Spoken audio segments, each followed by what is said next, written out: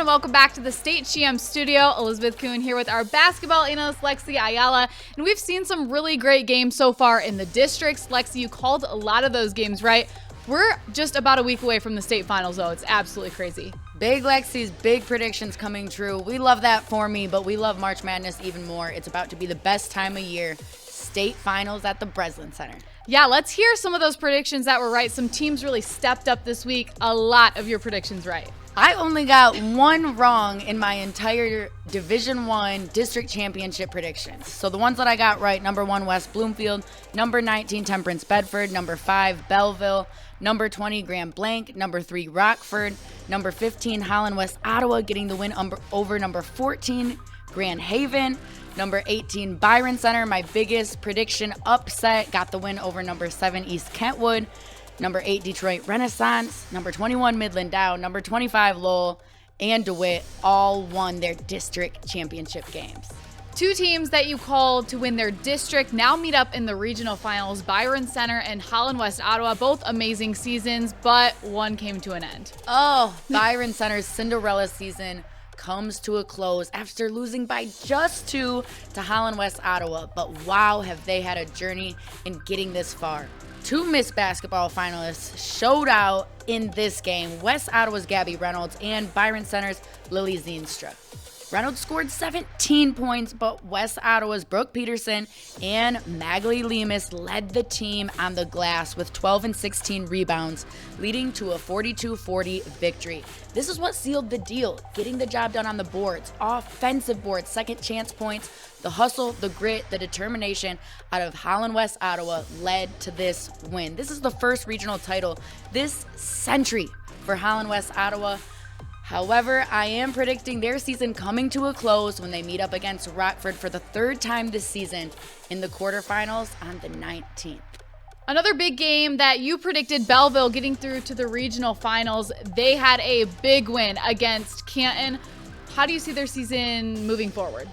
Honestly, I see Belleville moving all the way on to the state championship game.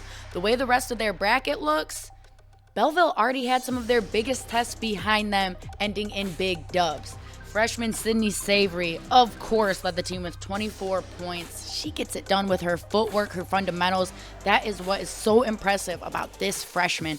And then we had a sweet sophomore standout, Secret Carter, contributing 22 points in this game, including 6 3-pointers. This girl is absolutely lethal from 3. You get the combo of Savory down low and Carter on the outside. Belleville is going to be one of the hardest teams to beat in the state. However, the one team in the state that I know has what it takes to beat Belleville is West Bloomfield. I'm predicting Belleville, West Bloomfield in the state finals, West Bloomfield getting the dub, the state championship. And if you're wondering where is Rockford in all of this, my number 3 ranked team in the state, well, I'm actually predicting them being taken out this year in the semifinals by West Bloomfield. Last year, we got to see that matchup in the state finals where Rockford got the win. I'm thinking West Bloomfield is going to get revenge in the semifinals game this year.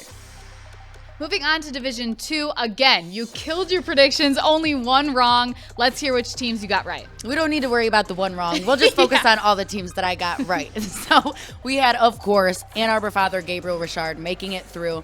And then number 4, Grand Rapids West Catholic. Number 6, Detroit Edison. Number 10, Goodrich. Number 12, Frankenmuth. Number 13, Detroit Country Day. Number 16, Negaunee. Number 22, Tecumseh.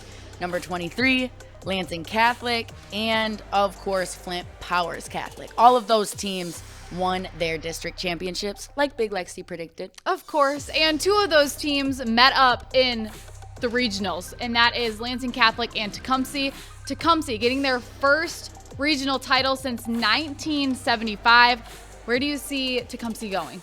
I'm predicting Tecumseh to meet up with Ann Arbor Father Gabriel Richard in the quarterfinals on March 19th. However, if Tecumseh wants to come out of this game with a win, they're going to need another exceptional performance out of guard Michaela Schlorf. She had 25 points in the win over Lansing Catholic.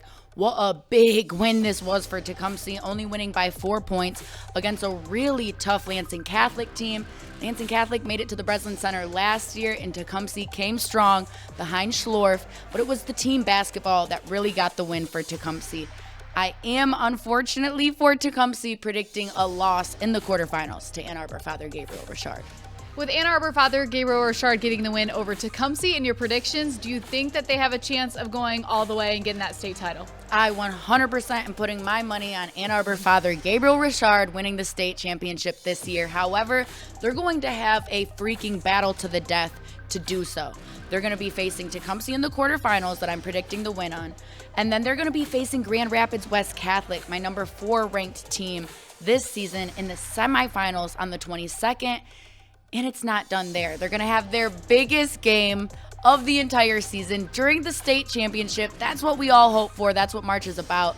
They're going to be facing, against my prediction, Detroit Edison for the state championship game.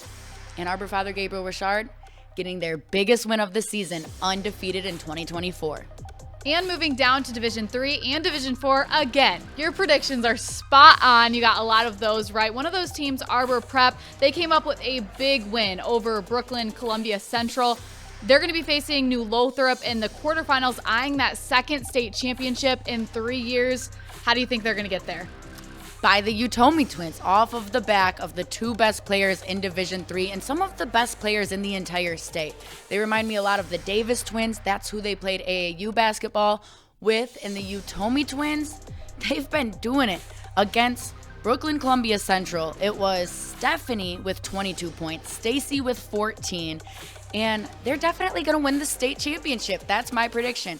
I see Arbor Prep getting the win over New Lothrop in the quarterfinals on the 19th. I'm predicting a win over Sandusky in the semifinals on the 21st, and then finally a state championship after beating Lake City on the 23rd. And moving down to Division 4, your only ranked team still battling it out, Ishpeming. They're going to be taking on St. Ignace in the quarterfinals. They've been having themselves quite a season. Of course, I am predicting my only ranked team in D4 to go on and win the entire thing. State championship for my number 17 ranked Ishpeming. How I think they're going to get there is by beating St. Ignace in the quarterfinals on the 19th, a win over Fowler in the semifinals on the 21st, and then finally the coveted state championship against Mount Pleasant Sacred Heart on the 23rd. Holland West Ottawa having themselves a season. We talked about them a little bit earlier in the show. Got to sit down with Miss Basketball finalist Gabby Reynolds, and she is pumped about their big matchup against Rockford.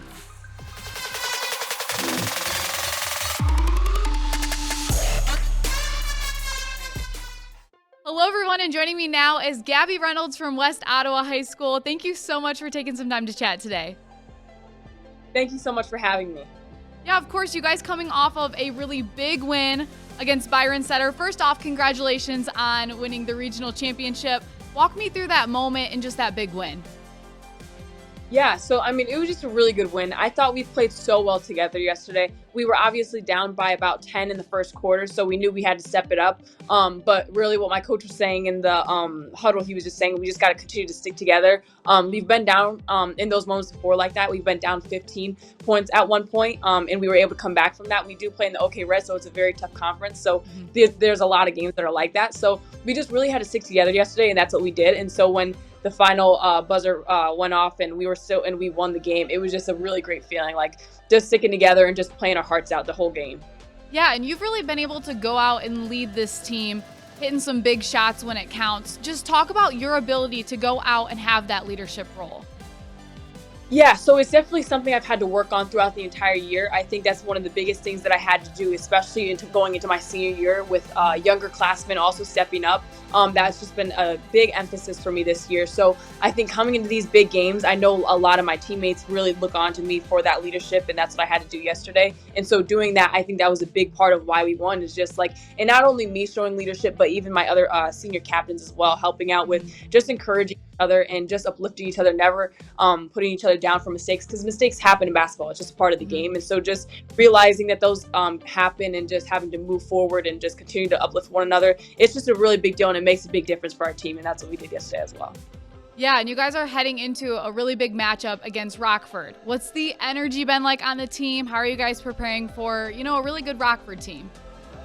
Yeah, so Rockford, they're a tough team. I've played them, I think, 8 times now, and I've never beat them once. So going into this game is it's gonna be tough. But I definitely have that as a motivation. Like we've never beat them, and like this is our time. We're on a roll. We have our momentum, and just like right now, like if we've won all these games, like, and they're tough teams too, like Grand Haven and Byron Center are both really, really good and well-rounded teams. Like if we can beat these teams and stay close with them all game long, like we can definitely do it with Rockford. We just have to go in with a really good game plan, and we just got to really play defense. I think our defense has really been sticking out, especially these last 2 games and stuff. So I think if we just continue to do that, and then like I said, just like staying together throughout the games, I think that we have a really good chance to beat this really good Rockford team.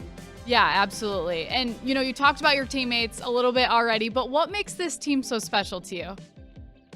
Yeah, I think really just this team is just everything to me. I don't think that I've had a team that's like so close together. I mean, we talk off the court, we talk on the court, like we're just very close. And just like being able to trust one another, we really communicate super well throughout the game. And we just like, I think we all complement each other's game. Like each of us play very different. We have 2 girls that rebound the heck out of the ball. We have 2 girls that can also shoot the ball really well from the perimeter. So I just like understanding each other's differences and stuff and really complimenting each other's differences and stuff has really helped us and has gotten us a lot better throughout the season, especially the second half of the season. We've just been doing really good and just emphasizing those roles of each other and stuff. So we hope to continue to do that. I don't know how many more games we have, but we for sure have this game ahead of us. And so hopefully we can continue to, just keep dancing as a team. So. Yeah, and talk about such a successful, such a special year. You're a Miss Basketball finalist. When you found that out, what were the emotions like? Just how special is that capping off your senior year? Yeah, just hearing it, it's been a goal of mine since I think my freshman, sophomore year was just to be a Miss Basketball and a Miss Basketball finalist, let alone hopefully being a Miss Basketball as well. So, like getting the announcement that I was a Miss Basketball finalist, it was everything to me. Obviously right now we're in season and my biggest goal right now is just to continue getting far with my team. But I mean, Miss Basketball voting, it comes out really soon. So hopefully, I hope to get it, of course. But I just think the moment when I found out, it was super special to me. And my coach, well, like I really couldn't have done any of this without my coaches, Coach Paul Chapman, and then even my trainer Jordan Mayak. Like they've just been a real help for me in like getting this far. So I'm just really excited and blessed.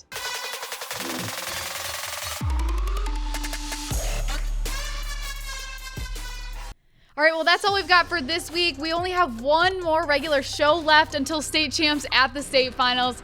Absolutely unbelievable. Unbelievable, but this season has been a blast. We have had the honor to get to know, to watch, and analyze some of the best basketball players in the state, men or women. Yeah, we're super excited, ready for that state finals. So make sure you guys tune in next week for another episode of Hangtime.